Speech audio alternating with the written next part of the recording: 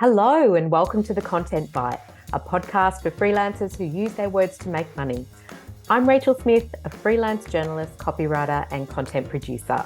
I'm also the founder of Rachel's List, a jobs board and community for Australian writers and other creatives.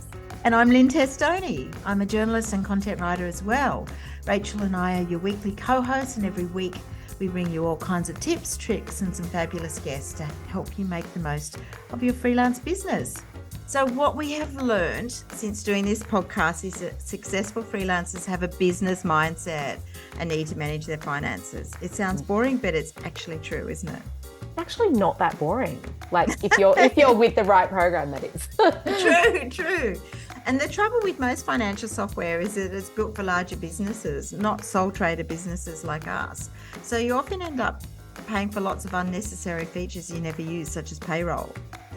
But our sponsor Rounded has software designed for freelancers, and it's super easy. So easy and actually not boring. It actually becomes quite fun to reconcile. The gamification, as you say. Yeah, for sure. So good. Well, Rounded is really an all-in-one tool. And as part of the sponsorship, we've organised a saving of another 20% on any annual subscription. If you're a gold member of Rachel's List, that can really save you a chunk of change every year. Absolutely. So good.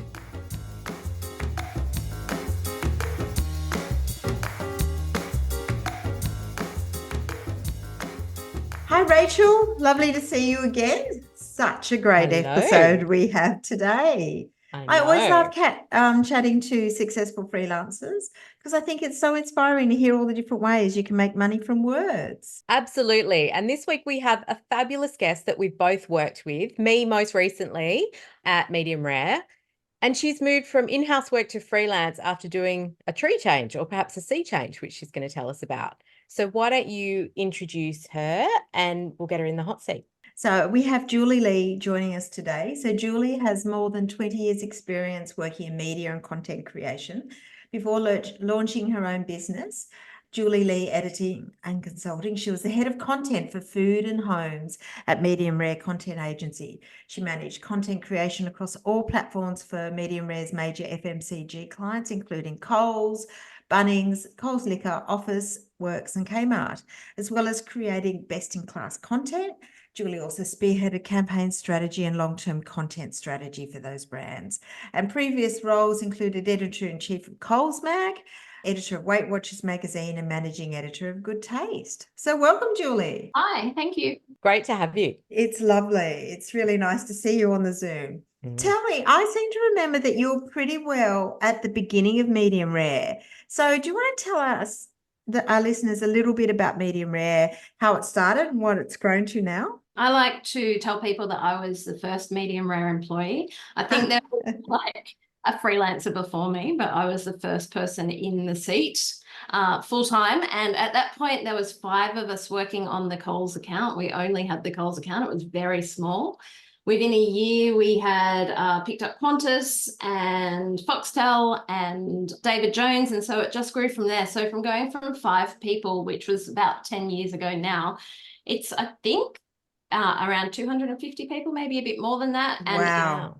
Really thriving. It is such a great place to work. It's really great business. Yeah. It is definitely one of my favorite agencies to work for. They pay so well and, you know, all the editorial teams are lovely. They seem to be pretty well resourced, which is something that is a little bit different on magazines generally. I suppose that's the custom publishing side of things. What do you think's the secret of the growth at the agency? I think it's a few things. I think that they always, from the very beginning, hired great talent. So there's always heaps of people. We were all passionate about what we were doing. We were all passionate about content, and we'd all come from consumer. So we all had the same kind of goals. On top of that, Jerry and Sally, the founders, were really hands-on, which Lynne can attest to because Lynne worked there as well. Yeah. They were really hands-on and they're involved in everything, and they had really clear visions for where they wanted each brand to go. And on top of that, they weren't ever afraid to have open conversations with the clients where they thought that we weren't. If the client was pushing us to do something that wasn't best practice, they were very willing to have those conversations. And I think having that kind of integrity helped the business kind of have a North Star that we were always going towards. Oh, that's interesting, because that's one of the things I loved about working with Medium Rare was the editorial philosophy, because as you said, most of the stuff came from editorial or consumer mags, and that led to a different vibe than many commercial content agencies. Do you agree?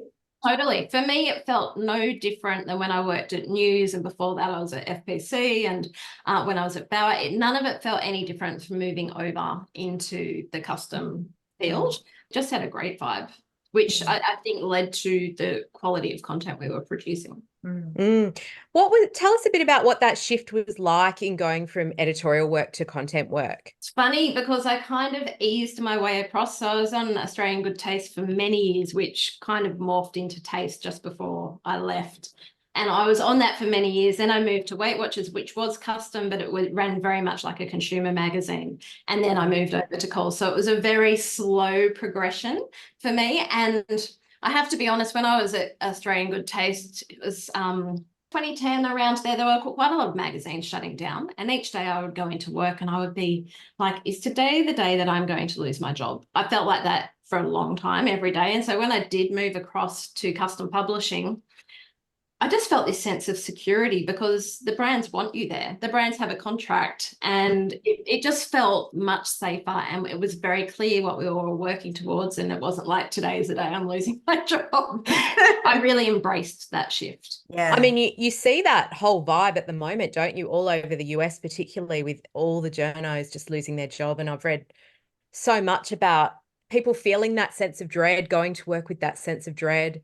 It's really sad, you know. So I felt like it was trench warfare, and I feel like it wasn't the product that wasn't good. It was that the market was shifting and Australian customer demands were changing for what magazine and content looked like. So it was a very strange time to be in a career that I loved and wanted to keep doing, and I needed to find a way to keep doing that. Yeah, it's really interesting. Yeah, for sure. Do you think it's much different from working with clients? Yes and no. I think you have so many more stakeholders, as we would all know. Yes. So many more stakeholders that you have to please. I think you have to be committed to making sure that you're still doing good content and making sure that you're having those conversations about what good content looks like. So it's a lot of relationship building. So that you know, they're going to push back. Clients will push back a lot, but you need to be able to have that relationship where you go, these are the reasons we don't agree. And it won't always go in your favor, but it will sometimes go in your favor. I did have a client many, many years ago, and she used to call me up and she'd go, this is a JFDI, which was just do it. You can guess what the F stands for.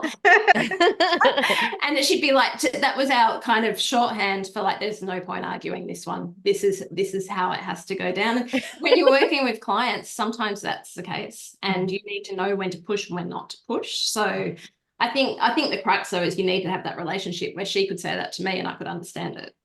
Yeah. What kind of JFDIs would you get? What kind of things would I love they say? JFDI too. Yeah, me too. A lot of it would be around campaign stuff. And when you're, as we all know, when you're in custom publishing, the whole idea is you're still doing editorial, right? So you need the content to still be amazing and the customers to want to read it.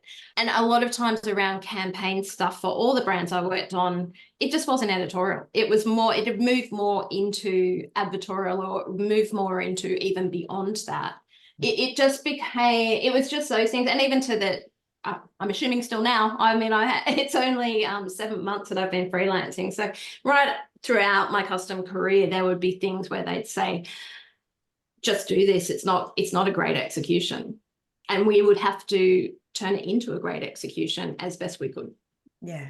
It wasn't heaps. You know, I think brands are pretty savvy now about what makes good content, and they understand that the customers can see through them very quickly when they are not doing good content. Yeah. So Medium Rare famously creates lovely print products, the Qantas magazine, Bunnings, Dare magazine. What are your thoughts on the future for print? I've never felt like print has a problem. I am confident that print has a future and always have been. I just think that it looks different.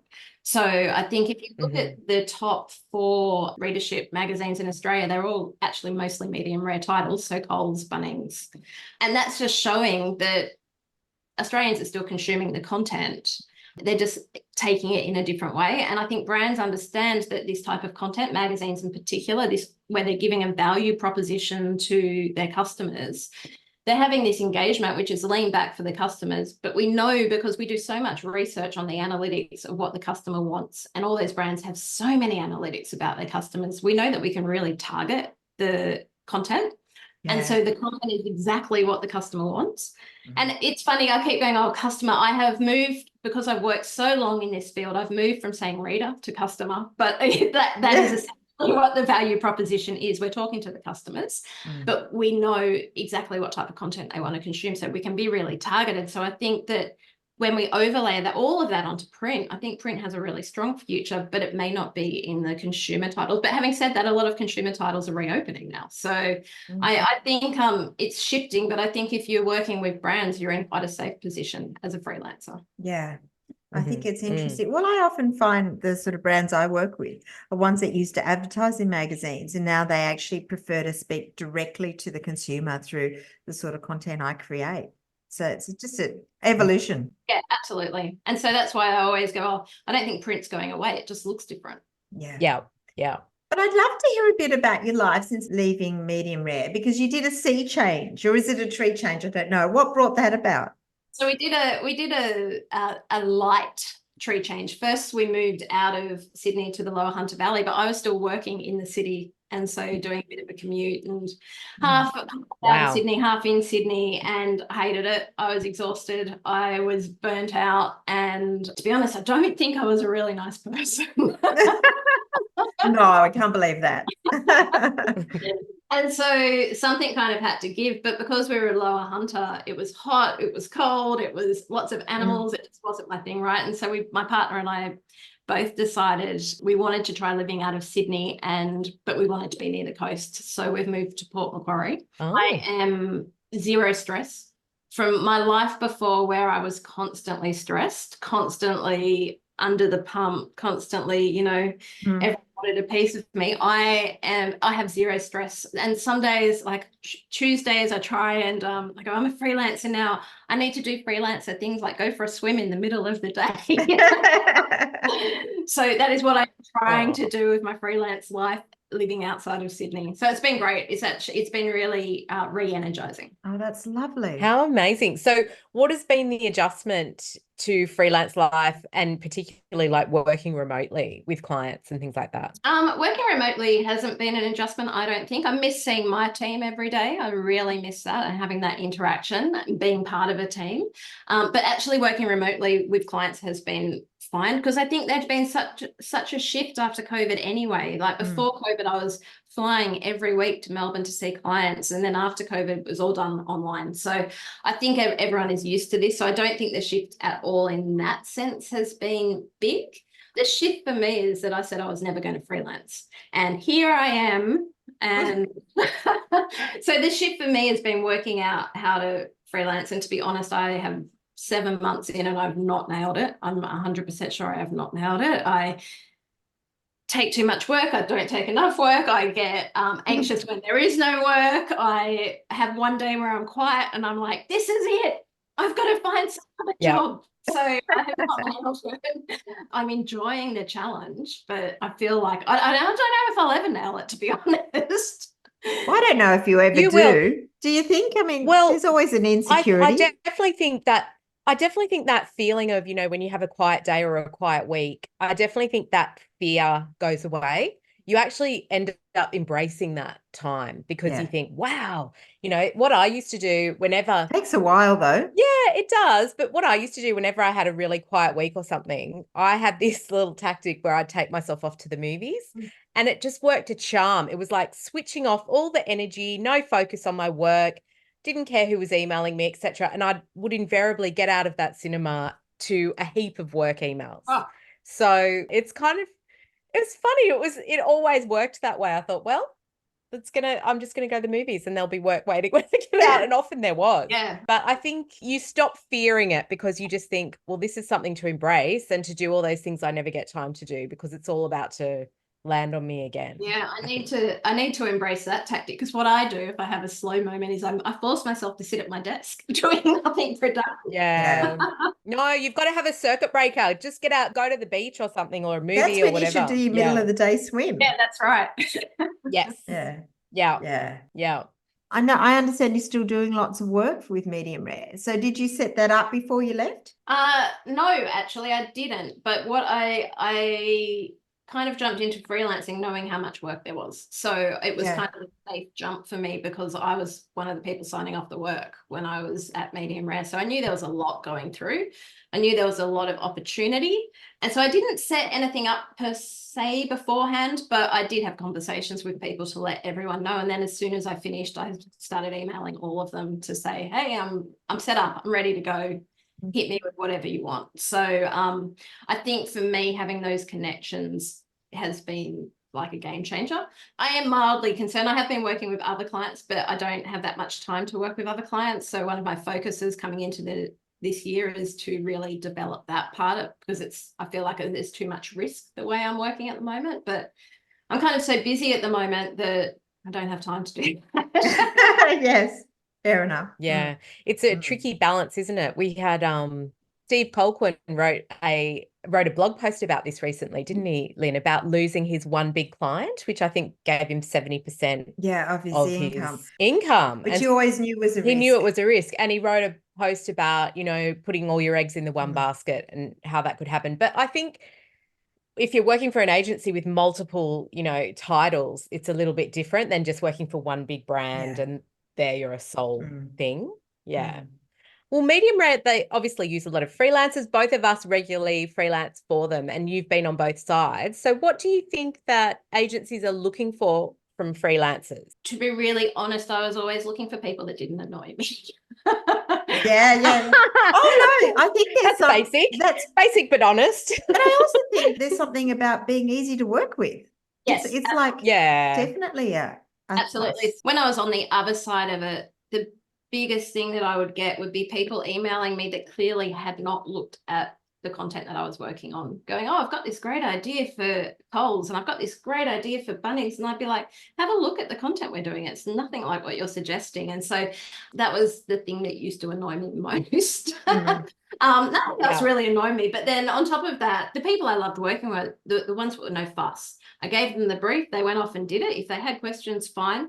And then they filed and the copy was so clean and it was just a very easy experience. So, I mean, it's basic, right? If you, as Lynn said, if you're easy to work with, people will give you work. So, so basically that's what I think agencies are looking for. I know it's not rocket science to actually supply clean copy on time with minimum fuss, but it's surprising how hard it is for some people. I also, since I've been on this side, what I try and do, and I've heard you guys talk about this on the podcast as well, and hopefully I'm not being overbearing, but I try and supply every piece of research that I have come across. I download it and give it to them, and I link out everything so that when it comes to checking the copy, and I was a former sub, so I know what it's like. It makes it really easy, not just for the editors to work with me, but the whole team to work with me as well.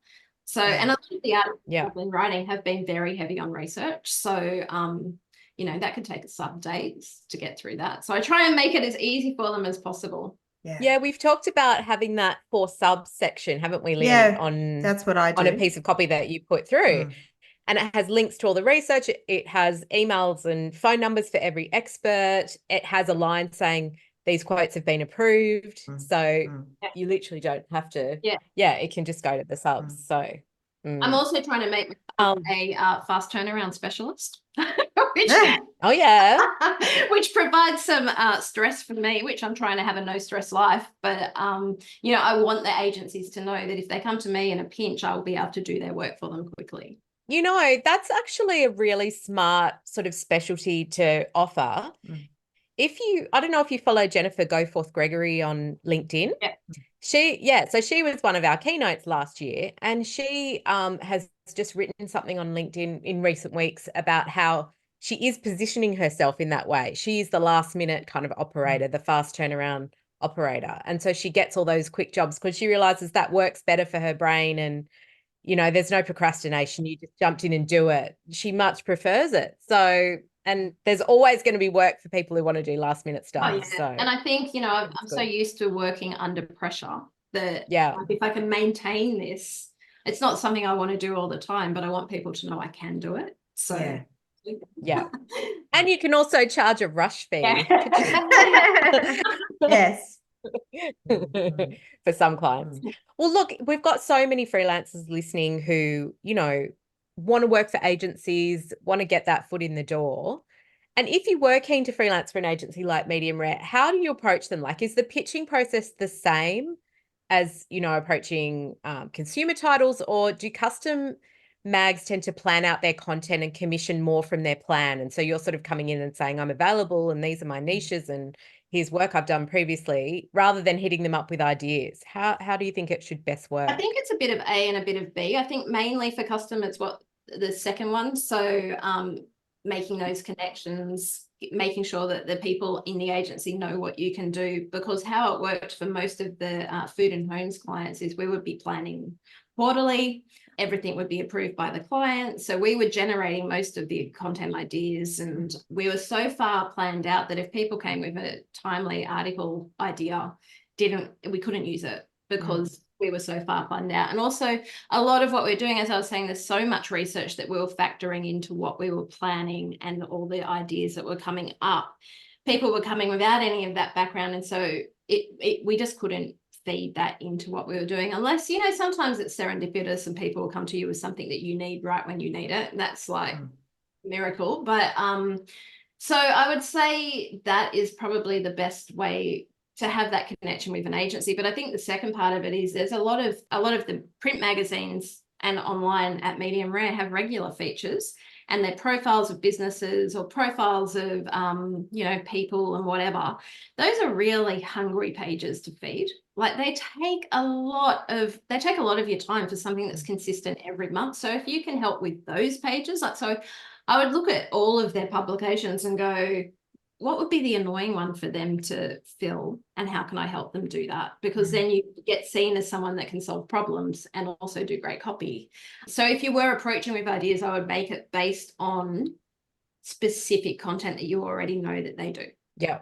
It's like Carrie Hutchinson recently did a profile of Merry People, which is an awesome gumboot brand for Officeworks. So it's those kinds of pages, like where you're bringing in a really well-known brand that people love and doing offering a profile. Yeah, exactly. Those pages is what I had in mind, because they do that constantly, those stories. And I know that them. And, you know, I know that the clients are looking for a lot. They're looking for a great story. They're looking for great talent, but they're also looking for diversity, and they're looking for difference, and, you know, finding those stories. And as we all know, those stories come to you when you are doing them every month. People will bring them to you, but they can also be a little bit stressful to go, oh, who are we going to use for that profile this month? And so if you've got freelancers that are feeding you with ideas like that, I think that is where there is a sweet spot in custom publishing. Love it. I guess one of the things, it's interesting to know what's important to get on top of that sort of freelance list, because I was chatting to a deputy editor the other day at a function who commissions me, and she just said she has her own people, and it seems to me it's so much about who you know. Do you think that's what it is? How do you break in? Now that I'm on the other side of it, it's really challenging. That thought plagues me. How do you break into because when I was working and I was taking freelancers, I did have my own set of freelancers, people that met the brief that I was talking about before. No fuss, quick turnaround, clean copy. And so you go to them because you can rely on, I think probably, and I've heard you guys talk about this too, one of the best ways is, you know, if you've got an in with another brand at an agency like Medium Rare, get a referral from that person, or get that person to talk to the brand you want to break into, you know, make connections that way, because I think I would trust someone more if I know they're already working for another brand that does good content. Yeah, interesting. Yeah. I love that tip. That's great. What do you think are some of the biggest challenges for freelancers and creative people right now? Before I watched, so I did the virtual content summit last year because I was overseas. And before I watched that, I would have said AI, chat GPT, After watching that, I had a total change of my perception. Because all the experts you had, they were all talking about, it can actually work for you. And a tech expert I heard speaking once said, it's not going to do writers out of a job if the writers know how to use it properly. So I actually think the challenge is making sure you're upskilled. So that new tech comes along, and new tech is always going to come along, right? But making sure you're upskilled to be able to use it and use it really effectively, I think, is the challenge. It can be really easy to get left behind. That I feel like that is probably the challenge I see for myself. Yeah. Rach and I have always been big on upskilling. So do you have things on your must-learn list for the year? Well, this is going to be so boring. I feel like I'm such a new freelancer that none of my business stuff is great. I'm barely keeping my head above water with zero. I need to sort out my Otter AI. I need to I just need to upskill my business skills, which is really boring. It's so boring. And then after that, which is why I haven't done it so far, right? And then after that, making sure I am upskilled in chat GPT. Well, I think that's one of the hardest things going freelance from being in-house, because in-house at somewhere like Medium Rare, somebody else looks after all the business stuff, all the finances. And they've put all the systems in place and the processes and everything. Yeah. So that's I think where I struggled the most when I was starting freelancing is it took me so long to get the processes and the systems in place in order to save time and let me focus more on work. Yeah. So it drags you down not having all of that sorted. Yeah. Not having a contract that you can quickly modify and send out with a quote, or not having, an onboarding, even a basic onboarding process for a new client. All of that sort of stuff takes the time suckage. Oh yeah, time suckage, absolutely. I was really lucky at Medium Rare. I think they understood where my skills were and where my skills weren't, and so they gave me people. I was supported with very good people that could do that. But now they're not there. To be honest, that was. You're wearing all the hats. I'm wearing all the hats and I don't like it. It is one of the worst bits about freelancing, not having an IT department to ring. I do have an IT department to ring, but it's my husband and he's very grumpy. He doesn't want to be my IT department. So when I say, listen, can you sort out that DMARC record? I don't even know what it means. And, I'm starting to get emails about it. He'll be like, it's on my whiteboard. Now, if you were in-house, you're not going to get that reaction from the IT department. They'll just pop by and be very friendly. So, that's the thing I hate the most. Well, tell us, I know that you're sort of in the process of setting up and everything, but do you have any favorite tech tips or digital tools that you have started using and that you would already be lost without? Yes. So to be honest, I get most of my tech tips from you guys. Well, that's nice. Well, that's good. So from the Facebook group and, the summit and the podcast, I'm watching what other people are asking and that I go, oh, amazing. I never thought I needed this. But the one that I have been using is Toggle. Toggle's great. So good. And I heard Jennifer Goforth Gregory at the summit talking about, tracking your clients so who are the ones that are taking the bulk of your time compared to how much you're getting paid for that, so you can have it on a sliding scale to know where are your high value low paying clients and where are your low value but high pain point clients. And so I am trying to track that so I can I have a vague idea of who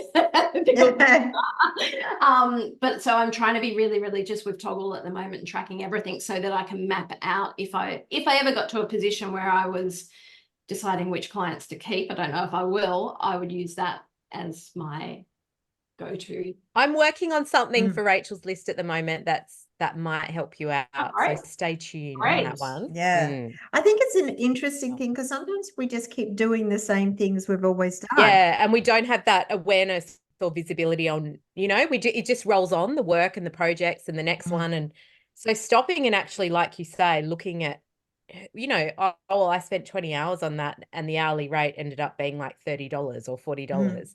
We often don't really see that Yeah. because we're so busy. You get stuck in the mire. Mm. Oh yeah, I'm a little bit scared Yeah. to do the exercise actually. So at the moment I'm just toggling it, keeping Yeah. Yeah. I Yeah. haven't done the exercise where I go, oh, okay, actually, when I break that down to brass tacks, I didn't actually earn that much because I spent way too long on it. So that's what I'm trying. Yeah. I feel like I'm spending too long on Yeah. things. I need to get a bit quicker. Yeah, great. I heard a podcast the other day. Actually, it was Abby and Courtney who we had on last week, and they talked about managing lots of clients, and they're all about templates and systems. And there is something, the longer you're freelancing, where you tend to do the similar types of things, whatever that is. Might be a type of content, might be a type of client, it might be a particular industry, but that makes you faster. I think that as you get, and also maybe the toggling, you start to get a good understanding of how long things take you, and you think, okay, I can either charge more for that, or maybe this is taking me too long. What's a great way of simplifying the process? Because sometimes you get bogged down doing. I mean, we had a freelancer on who got 34 different references for one of her stories, and I thought, it sounds admirable, but it's just not sustainable financially, or I at also the couldn't time. crack that many in my head. No. It just Yeah. sounds like a record of a way to get really super stressed. Oh yeah, I had to interview Yeah. 5. They wanted it to be all CEOs. They weren't all CEOs, but I had to interview just before Christmas 5 CEOs. And I was like, 5 is too many. Like it was so much interview time. And then I had to distill that all back into the article. What? So 34 references would kill me. Yeah. Wow, this has been so brilliant, Julie. Thank you so much for coming on the podcast. I really learned a lot, and it's so good to hear about the Medium Rare story. I have too. Yeah, it's really What is it? interesting. The JFDIs? That was a new one for me. Let's do it. Yeah, I think we've all had that. We've just not had a label on it. And the thing is, though, isn't that something that a freelancer could just take into their office and have on a Post-it note? For those times when you're procrastinating, you just look up at the Post-it note, JFDI. JFDI. Just, Just do it. I've got this block where I would prefer to email someone than call, but I know I'll get a faster response when I call, right? So that's when I need a nice sign to just go, oh God, just call them. Like, yeah. slow. It is for people that do so much interviewing and talking to people and everything, when you actually have to pick up the phone, you just don't want to do it, do you? I'm a bit like that. Oh, and I think a lot of people, that's a modern thing, that people don't like talking on the phone. So even if I don't mind occasionally calling people, but a lot of people will screen calls anyway. So I have to text to say I'm going to call you about this, which sort of defeats the purpose. But lots of people are reluctant. I tell you, the best antidote to talking on the phone, but still having a voice conversation. And Lynn, I am trying to get you onto this. I'm going to get you onto this. Is an app called Voxer. Oh yeah, I know you do that leave quite a bit, don't you? It's so cool. So I have like only a handful of people on there who I want to talk to or ask a question of every so often, like a freelance posse, I suppose you would call it. And we will just Voxer each other and then reply when we can. So it's like having a conversation, but you don't actually pick up the phone. It's a walkie-talkie app. So anyway, that's one for everybody to check out. That's my favorite thing at the moment. Right. Yeah. But Julie, this has been amazing. Tell our listeners where they can find out more about you, connect with you, all that jazz. The best place to connect with me currently is LinkedIn. When I went freelance, I had to really embrace LinkedIn, which I hadn't really done before. So I have embraced it. So that's the best place now that people can connect with me. Fantastic. Okay. Well, cool. We'll put links to your LinkedIn in the show notes. We will. Wow. And thank you so much for being our guest this week. That brings us to the end of the show this week. But for everybody who's listening, if you like the show, please leave us a rating and review. We always say we're going to read these out and then we forget, don't we? Lynn? But we should. Oh, we'll put them on the socials. we'll put it in our systems somewhere. So don't forget to have a look at the show notes, and you can connect with Julie, and we'll see you all again next week. We will. Thanks everybody. Thanks. Bye. Bye. Thanks again to our wonderful sponsors, Rounded, easy accounting and invoicing software that helps freelancers run their business with confidence. And don't forget, if you're a gold member of Rachel's List, you can check your welcome emails for an exclusive discount code on the annual subscription rate. You can also find it in the private Facebook Gold group, or just contact us at hello@rachelslist.com.au.